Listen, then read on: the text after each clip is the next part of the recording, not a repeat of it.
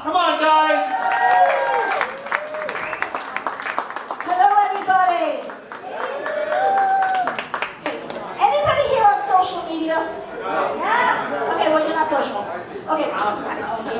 Social media these days shouldn't even be called social media because it is so anti-social with what's been going on with it. You know, you got people arguing and fighting with each other, blocking each other. One day you're friends, the next day you're not friends. Well, I remember growing up, you know, my mom used to tell me, when you walk out of the house, don't talk to strangers. Nowadays, when I walk out of the house, I have to check my social media. I want to see how many followers I have. And I get disappointed. I'm like, 1 minute it's like 3,444 followers. And these are friends, but I don't know any of them. But then if I check and I find out that I lost 3, I start getting upset. Like, what did I do to lose these people? But then I realize, wait a minute, I don't even know them. But nowadays, you can't even call them followers. I call them stalkers. Because I don't know about you ladies in the audience, but I get all these unsolicited dick pics. You too? But it's amazing. This is what I've learned about the male appendage. Aside from the fact that it comes in different sizes, it also comes in varying shades. It's almost like Baskin-Robbins 31 flavors.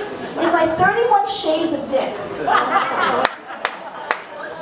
But what's even more amazing is like when I get these photos, I'm like really curious because some of them are like up straight and then this way, that way, that way. It's amazing. I thought everything was stood up erect. But then I go on my other social media, I go on Instagram, and everybody's an Instagram model. I wonder what these people did before Instagram and social media. But especially with the guys. Like I said, there are so many dick pics. I decided for my next birthday, when my friends Olga, thank you, and Christine in the audience, and Colette are going to throw my next birthday party, I'm going to take all these unsolicited dick pics, and yes, of course, I did keep them. Okay, don't judge me. I do get bored at night, I have to look at them.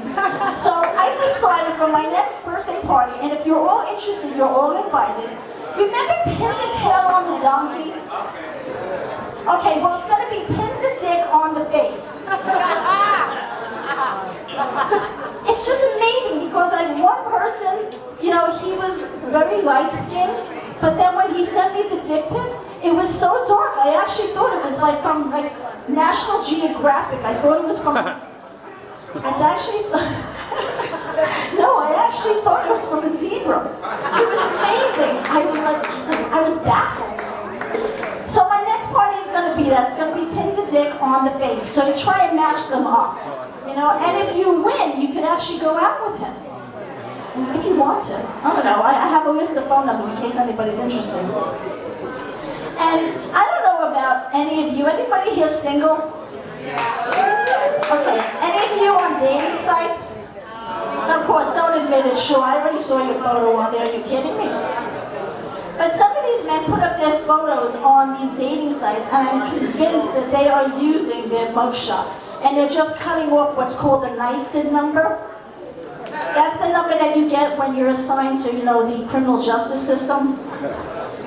So some of these individuals who I've met on some of these dating sites, one is weirder than the other.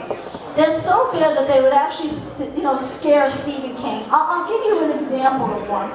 There was one man that I met that his photo must have been from a long time ago, like his bar mitzvah photo. Because when I met him, he had this one strand of hair kind of wrapped around the bald head as if I wouldn't notice it.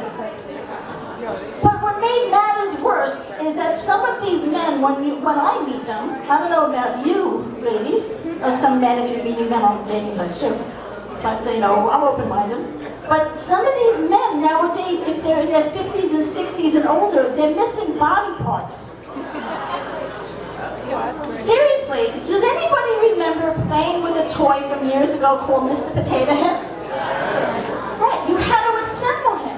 And this was the Mr. Potato Head before they tried to change it and make him like, you know, socially acceptable.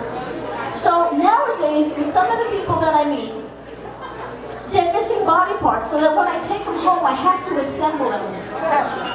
But what's even scarier is when I bring them home and they have extra parts, and I don't even know where those go. that I ended up going out to dinner with. And it was very simple. I took a bite out of my sandwich. He took a bite out of his sandwich.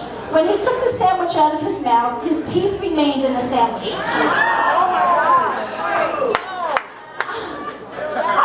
I kid you not, you know? And I said to him,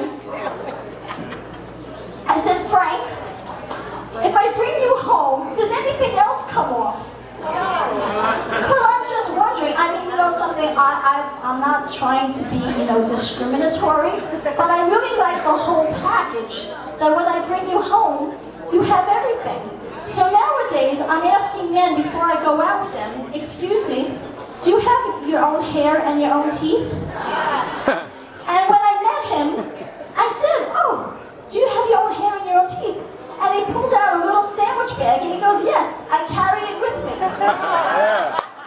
Thank you, everyone. Have a great night. Come on, guys, give a round of applause. Come on, let's hear it. Are you guys having fun? All right, your next performer. You've heard him on, you've seen him on Amazon Prime.